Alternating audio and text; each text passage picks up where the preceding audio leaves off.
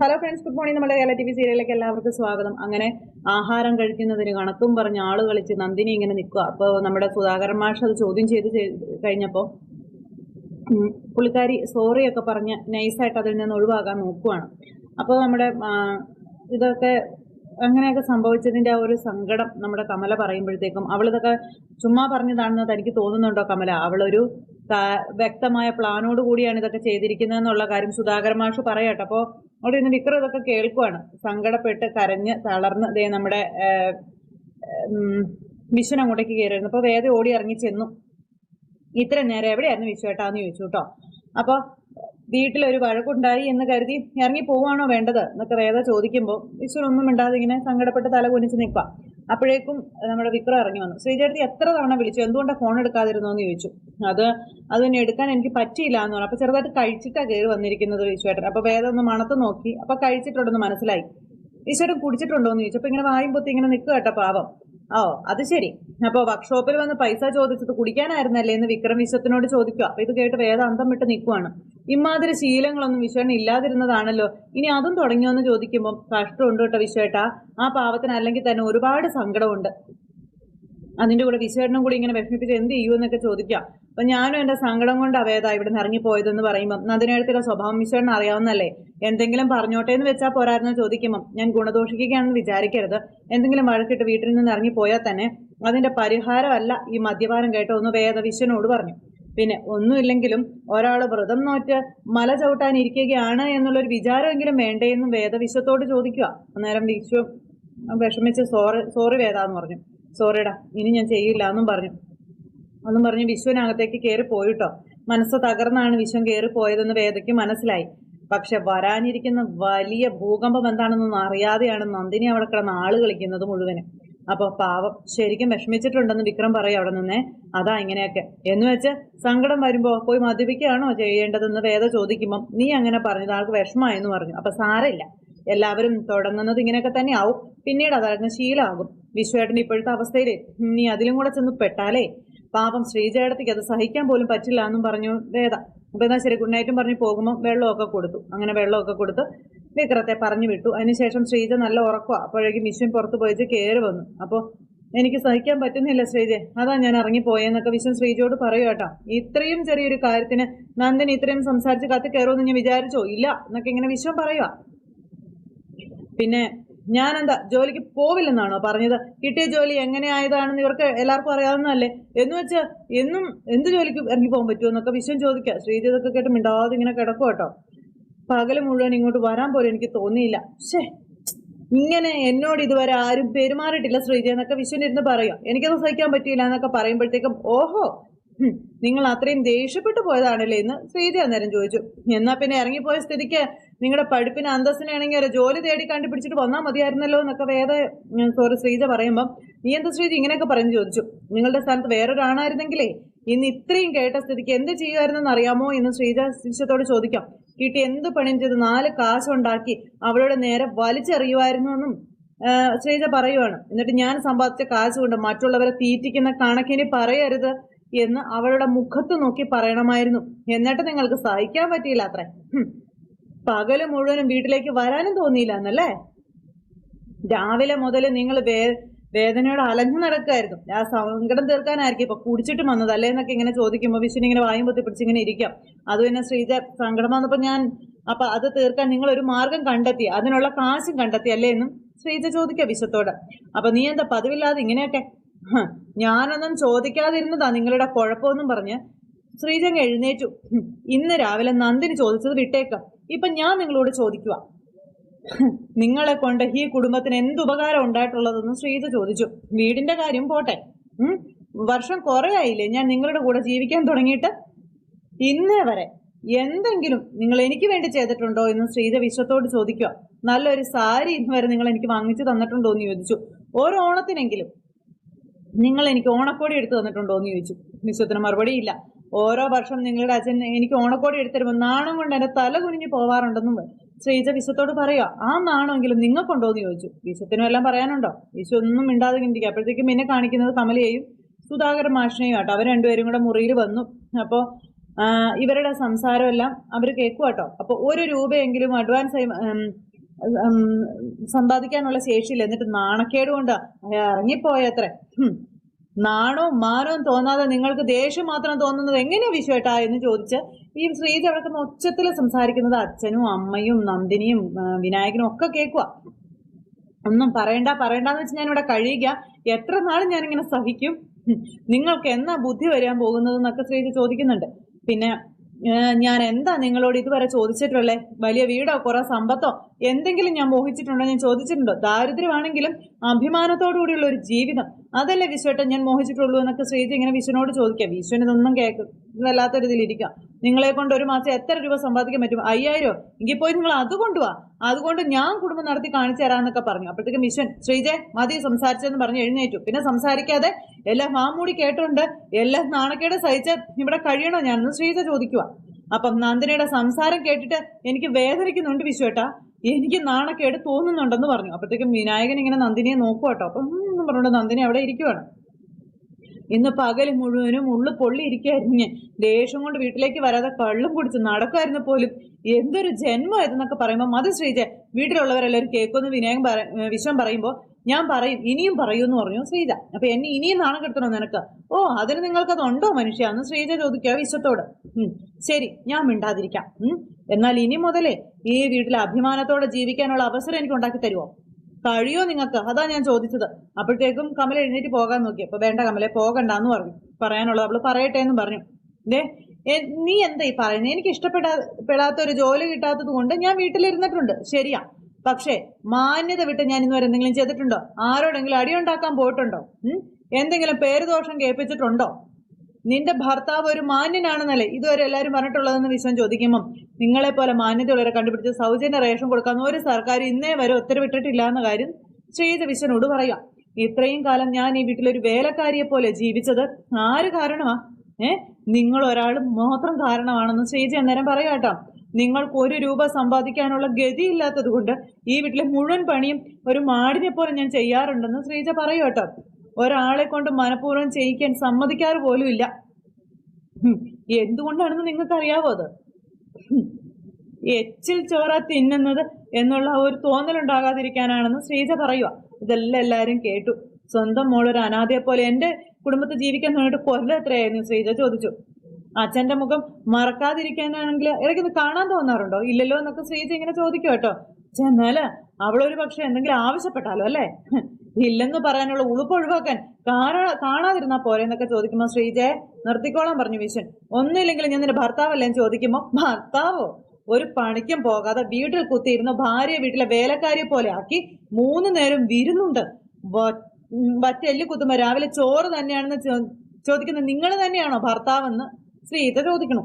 കല്യാണം കഴിഞ്ഞ് 1 കൊല്ലത്തിനുള്ളിൽ ഒരു കുട്ടി ഉണ്ടായെന്ന് കരുതി ഒരാണും ആണാവില്ല എന്നും ശ്രീജ പറയുക. ഭാര്യയെ സ്വന്തം കുഞ്ഞിനെയും അന്തസ്സായിട്ട് പോറ്റാൻ കഴിയണം. എന്ത് ജോലി ചെയ്തിട്ടാണെങ്കിലും അത് ചെയ്ത് സ്വന്തം കുടുംബം പോറ്റാൻ കഴിയുന്നവനായിരിക്കും ആണെന്നൊക്കെ പറഞ്ഞ് ശ്രീജ ശരിക്കും അങ്ങ് പറഞ്ഞു. നിങ്ങളെ ആ പേര് വിളിക്കാൻ എനിക്ക് നാണാന്ന് വിശ്വേട്ടാന്ന് പറഞ്ഞ് തീർന്നില്ല. ശ്രീജയുടെ മുഖത്തിനിട്ട് നോക്കി ഒരൊറ്റ അടി വെച്ചു കൊടുത്തു വിശ്വൻ. ഇത് മുഴുവനും ഉണ്ടാക്കിയിട്ട് ഇങ്ങനെ ഇരിക്കുകയാണ് നമ്മുടെ നന്ദിനി തമ്പുരാട്ടി അവിടെ.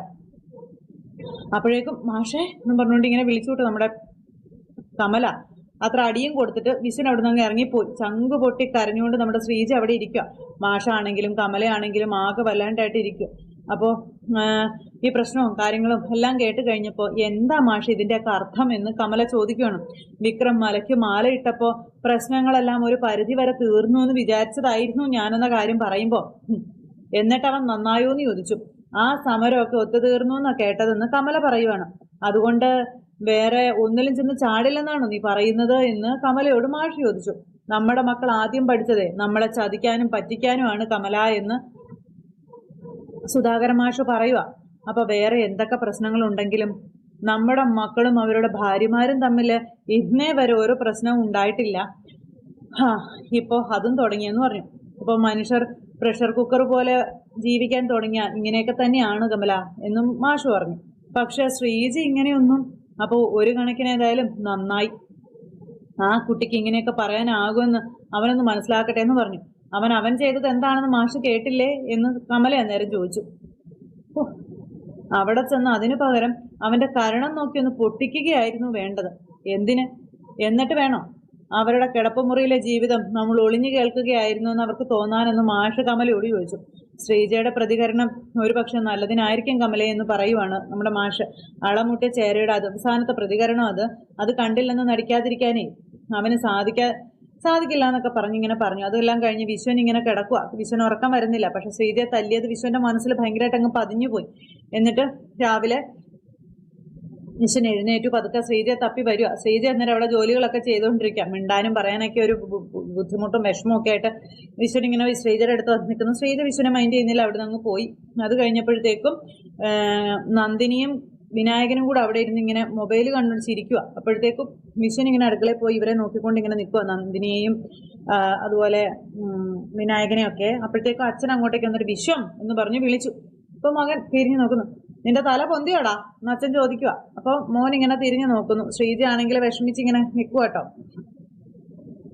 ഇന്നലെ രാത്രി തന്നെ നിന്റെ മുറിയിലേക്ക് വന്ന് നിന്റെ കാരണം നോക്കി ഒരെണ്ണം പൊട്ടിക്കണമെന്ന് കരുതിയതായിരുന്നു ഞാനെന്ന് അച്ഛൻ ഇങ്ങനെ പറയുന്നു. അപ്പോൾ ഇവരെല്ലാവരും ഇങ്ങനെ അങ്ങോട്ടും ഇങ്ങോട്ടും നോക്കുക കേട്ടോ. കമലയ്ക്കാണെങ്കിൽ ടെൻഷനായി. ഇനി അച്ഛൻ വല്ലതും ചെയ്യുമോ പറയുമോ എന്നൊക്കെയുള്ളൊരു പേടി. നിന്റെ അപ്പോഴത്തെ അവസ്ഥയിൽ ഞാൻ അതിന് തുനിഞ്ഞില്ലെന്ന് മാത്രമേ ഉള്ളൂ.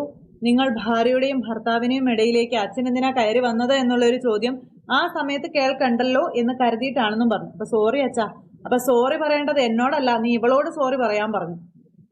എടാ, കെട്ടിയ പെണ്ണിനെ കൈ നീട്ടി അടിക്കുന്ന നാണത്താണെന്നാണോടാ നിന്റെ വിചാരം? ഇത്രയും കാലമായിട്ടും നിന്റെ അച്ഛൻ അങ്ങനെ ചെയ്യുന്നത് നീ കണ്ടിട്ടുണ്ടോടാ എന്ന് ചോദിച്ചു. എന്തിന് കാർത്തിട്ട് ഒരു വാക്കനോട് പറയുന്നത് നീ കണ്ടിട്ടുണ്ടോടാ എന്നൊക്കെ അമ്മ വിശ്വനോട് ചോദിക്കാം. എവിടുന്ന് കിട്ടിയടാ നിനക്ക് ഈ വക ശീലം ചോദിക്കുമ്പോ അമ്മ പറ്റിപ്പോയെന്ന് വിശ്വൻ. പറ്റിപ്പോയത് തിരിച്ച് ശ്രീജയാണ് നിന്റെ കരണത്തൊന്ന് തന്നിരുന്നതെങ്കിലോടാ നീ അത് വാങ്ങിക്കുമായിരുന്നു എന്ന് അച്ഛൻ ചോദിക്കാം മോനോട്. ഞാൻ അങ്ങനെ ഒരു അവസ്ഥയിലായിരുന്നു അച്ഛാ, പറ്റിപ്പോയി. ദേഷ്യവും സങ്കടവും കൊണ്ട് അങ്ങനെയൊക്കെ സംഭവിച്ചു പോയത്. നീ അങ്ങനെ അവസ്ഥയിലായെങ്കിൽ അത് നിന്റെ മാത്രം പ്രശ്നമാണ് വിശ്വം. അതിന് ഈ കുട്ടി എന്ത് പഴച്ചു എന്ന് വിശ്വനോട് അച്ഛൻ ചോദിക്കുക.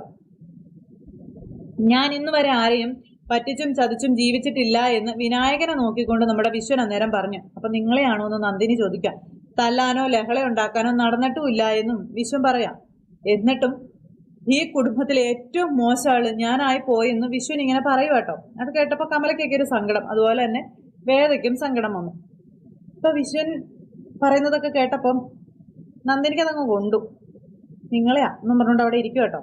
അപ്പോൾ മടിയനും ഒന്നിനും കൊള്ളാത്തവനും മറ്റെല്ലാവരും പറഞ്ഞപ്പോഴും ഞാനത് സഹിക്കുകയും ക്ഷമിക്കുകയും ഒക്കെ ചെയ്തതാ. അപ്പോൾ ചെല്ലുന്ന വഴിക്കെല്ലാം ഞാൻ തന്നെ ചതിക്കപ്പെട്ടു, അത് എനിക്ക് വേണ്ടി ആയിരുന്നില്ല എന്ന് വിശ്വം പറയുവാണ്. അപ്പൊ ഇതിനൊക്കെ കാരണക്കാരൻ അവിടെ ഇരിക്കല്ലേ. ദേ ഇന്ന് വരെ അങ്ങനെ ഒരു വാക്കുകൾ പറഞ്ഞിട്ടില്ല. പെട്ടെന്ന് അങ്ങനെ ഒരു വാക്ക് അവളുടെ വായിന്ന് വന്നത് കേട്ടപ്പോൾ എന്റെ നിയന്ത്രണം വിട്ടുപോയി. എനിക്ക് സഹിക്കാൻ പറ്റിയില്ല എന്ന് പറഞ്ഞു. എടാ, അങ്ങനെ എല്ലാവരും പറയുന്നത് എന്തുകൊണ്ടാണെന്ന് നീ ആയിരുന്നു ആദ്യം മനസ്സിലാക്കേണ്ടിയിരുന്നതെന്ന് പറയൂ അച്ഛൻ. അപ്പോൾ അച്ഛൻ പറഞ്ഞത് ശരിയാ. ജീവിതത്തിലെ തോറ്റുപോയ ഒരാളാണെന്ന് ഞാനെന്ന് വിശ്വൻ പറയോളം നിന്നെ. എന്നെ കൊണ്ടിനി ഒന്നിനും പറ്റുമെന്നും തോന്നുന്നില്ല എന്ന് വിശ്വൻ അവിടെ വെച്ച് പറയണം. ഇത് കേട്ടപ്പോൾ നമ്മുടെ ശ്രീജ ഇങ്ങനെ തകർന്നു നിൽക്കുക. പറഞ്ഞൊക്കെ വെറുതെ ആയിപ്പോയാലും സ്വന്തമായി ജോലി കണ്ടുപിടിക്കാൻ കഴിവില്ലാത്തവൻ, കിട്ടിയ ജോലി കൊണ്ടു നടക്കാൻ ശേഷിയില്ലാത്തവൻ, അതെ ഞാൻ ഒന്നിനും കൊള്ളാത്തവനാണെന്നൊക്കെ പറഞ്ഞുകൊണ്ട് വിശ്വൻ ഇങ്ങനെ ഭയങ്കര കരച്ചിലും പറച്ചിലും അങ്ങനെ നിൽക്കുന്നു. എല്ലാവർക്കും ഭയങ്കര സങ്കടം. ഞാനിനി എന്താ ചെയ്യേണ്ടത്? അച്ഛൻ പറയാൻ പറഞ്ഞു. ഈ ജീവിതം ഞാൻ അങ്ങ് അവസാനിപ്പിക്കണോ? ഈ ജീവിതം അങ്ങ് അവസാനിപ്പിച്ചാലോ അച്ഛാന്നൊക്കെ ഇങ്ങനെ ചോദിക്കുന്നത് കേട്ടപ്പോഴത്തേക്കും അയ്യോ എന്നും പറഞ്ഞുകൊണ്ട് നിൽക്കും കേട്ടോ നമ്മുടെ കമലയൊക്കെ. അപ്പോഴത്തേക്കും പതുക്കെ നന്ദിനിയും വിനായകനും കൂടെ ഒഴിവാകാനായിട്ട് നോക്കുക ഇവരുടെ സംസാരത്തിൽ നിന്നേ. അപ്പോഴത്തേക്കും വിനായകൻ വിശ്വട്ടാ എന്താ ഇതൊക്കെ ചോദിച്ചു സമാധാനിപ്പിക്കാൻ വലിയ ആളുകൾ ചെന്നു. ഭാര്യയും കുഞ്ഞിനെ നോക്കാൻ ശേഷിയില്ലാത്തവൻ, വീട്ടുകാർക്കും നാട്ടുകാർക്കും കൊള്ളാത്തവൻ, എന്തിനാ വെറുതെ ഇങ്ങനെ ജീവിച്ചിരിക്കുന്നത് എന്നൊക്കെ വിശ്വം ചോദിക്കുക. വെറുതെ തിന്നാൻ മാത്രമായിട്ട് എന്തിനാ ഇരിക്കുന്നതെന്ന് ചോദിക്കുമ്പോൾ മോനെ വിശ്വം അങ്ങനെയൊന്നും പറയല്ലേ എന്ന് കമല വിശ്വത്തോട് പറഞ്ഞു. അപ്പൊ ശ്രീജ ഇങ്ങനെ വിഷമിച്ച് നിൽക്കുമല്ലേ. അപ്പൊ ശ്രീജയുടെ അടുത്തേക്ക് നേരെ വിശ്വം ചെന്നു. ശ്രീജ നീ തന്നെ പറ ശ്രീജ, എനിക്ക് വേണ്ടി നീ ഇങ്ങനെ സഹിച്ചും ക്ഷമിച്ചൊക്കെ ജീവിച്ചത് പോരെ? തിരിച്ച് നീ നിന്റെ വീട്ടിലേക്ക് പോയിക്കോളാൻ ശ്രീജയോട് വിശ്വം പറയുക. ഇത് കേട്ടപ്പോൾ എല്ലാവരും ഞെട്ടിത്തരിച്ചിങ്ങനെ നിൽക്കുക. എവിടെന്നെങ്കിലും കടം വാങ്ങി ഞാൻ ഇന്ന് തന്നെ നിന്നെ വീട്ടിലേക്ക് തിരിച്ചു കൊണ്ടുപോയി വിട്ടോളാവെന്നും ശ്രീജയോട് പറയുക കേട്ടോ. ഈ നശിച്ചവന്റെ ജീവിതത്തിലേക്ക് ഇനി നീ വരാതിരിക്കുന്നത് തന്നെയാണ് നല്ലതെന്നൊക്കെ ശ്രീജയോട് ഇങ്ങനെ ഈ വിശ്വം പറഞ്ഞു. ശ്രീജ അവിടെ നിന്ന് ചങ്കു പൊട്ടി കരയുവാണ്. അന്നേരം വിശ്വേട്ടാ എന്ന് പറഞ്ഞ് വേദയൊന്ന് വിളിച്ചു. എന്നിട്ട് വേദ നേരെ അങ്ങ് ചെന്നു.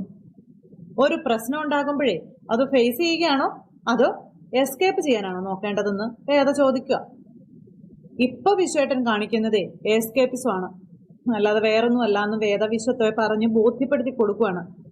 വക്കീല് വാദം തുടങ്ങിയാന്ന് പറഞ്ഞ് നന്ദിനി നിൽക്കും അവിടെ. നിങ്ങൾക്ക് ഇഷ്ടമുള്ളപ്പോൾ ഒരാളെ താലി കെട്ടാം, ഇഷ്ടമുള്ളിടത്തോളം കാലം കൂടെ താമസിപ്പിക്കാം, അത് കഴിഞ്ഞ് നിങ്ങൾക്ക് തോന്നുമ്പോൾ അവളെ തിരിച്ചു കൊണ്ടുവന്നാക്കാം, അല്ലേ?